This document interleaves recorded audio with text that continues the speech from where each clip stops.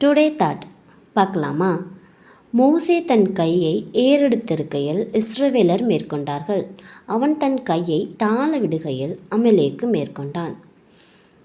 ஆமாங்க, நம்ம எப்பெல்லாம் கர்த்தரிடத்தில் நம்ம கைகளை உயர்த்தி என்னால் ஒன்றும் முடியாது, என்னுடைய கைகளினாலோ என்னுடைய சுய பலத்தினாலோ எதுவுமே முடியாது, எந்த பாதையை நிமித்தம் நம்ம ரொம்ப துக்கப்படுறோம், எந்த பாதையை நிமித்தம் நம்ம ரொம்ப நெருக்கப்படுறோமோ அந்த பாதையை கர்த்தரிடத்தில் ஒப்பு கொடுக்கணும்.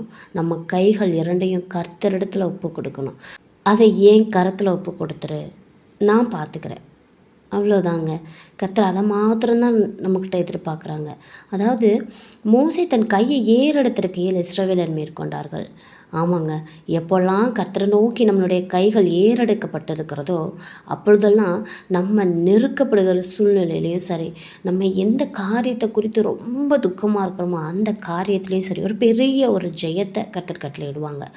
ஆனால் அவன் தன் கையை தாழ விடுகையில், எப்போ கர்த்தரை தேடாமல் நம்ம கர்த்தரிடத்தில் காரியங்களை ஒப்பு கொடுக்காம நம்ம சுய இச்சையின்படியோ சுய பலத்திலையோ ஓடிடலான்னு நம்ம நினைக்கிறோமோ அன்றைக்கி டெஃபினட்டாக நம்ம மேற்கொள்ள மாட்டோம், அமலேக்கு தான் மேற்கொள்ளும். ஸோ இந்த நாளில் நமக்கு எதிராக வருகிற பிசாசின் தந்திரங்களாக இருக்கலாம், நமக்கு எதிராக இருக்கிற பிரச்சனைகளாக இருக்கலாம், நமக்கு எதிராக இருக்கிற சூழ்நிலைகளாக இருக்கலாம், எல்லாவற்றையும் மேற்கொள்ளணும்னா நம்மளை கர்த்தரிடத்தில் சரண்டர் பண்ணணுங்க.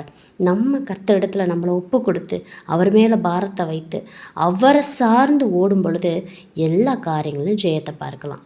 Praise the Lord.